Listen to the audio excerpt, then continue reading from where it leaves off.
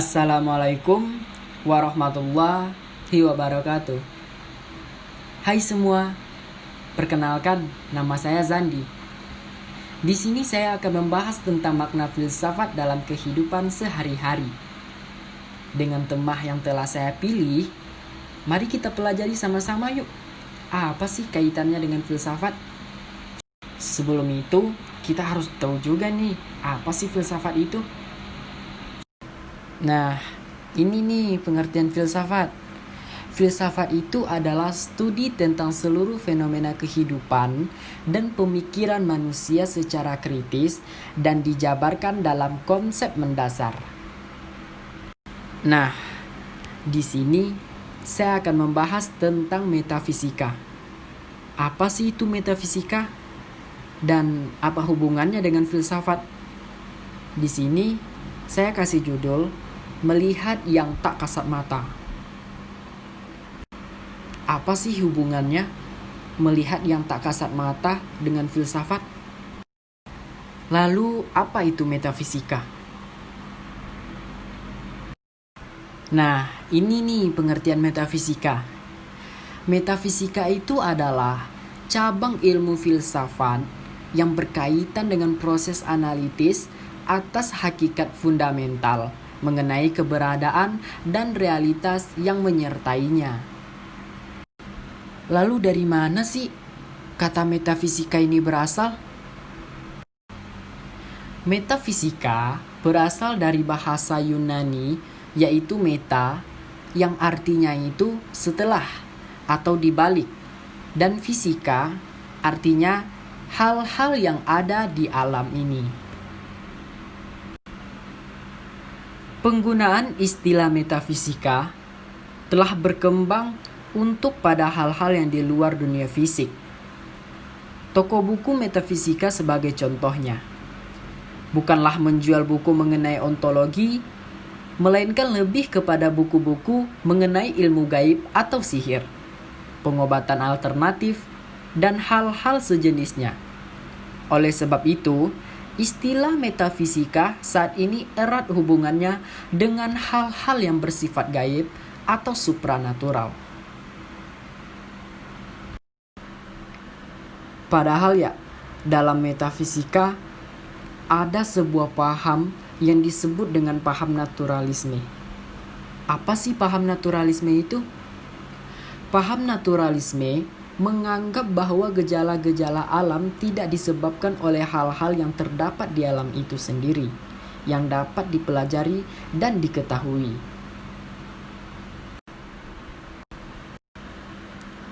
Dari pemahaman ini, maka sebenarnya tidak ada hal yang aneh tentang metafisika. Ilmu metafisika harusnya menjelaskan sesuatu di balik hal nyata. Contoh, kita mempelajari ilmu pelet. Ternyata di balik itu ada kerja pikiran, maka itu juga ilmu metafisika. Sehingga untuk memahami ilmu pelet, maka perlu mempelajari ilmu alpha-telepati, lalu dengan hal-hal yang berbau energi aura, khadam, sedulur papat, prewengan. Semua itu sebenarnya sangat bisa dijelaskan dengan rasional saat kita mau menerima pemahaman yang benar tentang diri kita sendiri.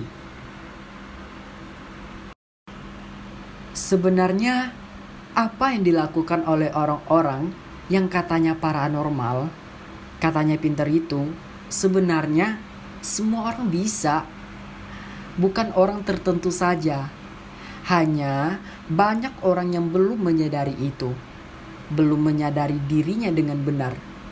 Dan memang selama ini dibangun image di masyarakat bahwa semua hal tentang ilmu metafisika dan gaib susah dipelajari. Dan tidak semua orang bisa. Padahal yang sebenarnya semua orang bisa.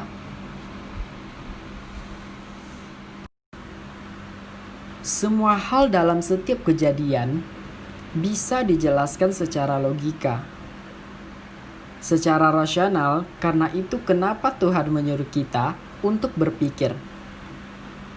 Karena dengan berpikir itulah maka semua kejadian bisa ketemu logikanya.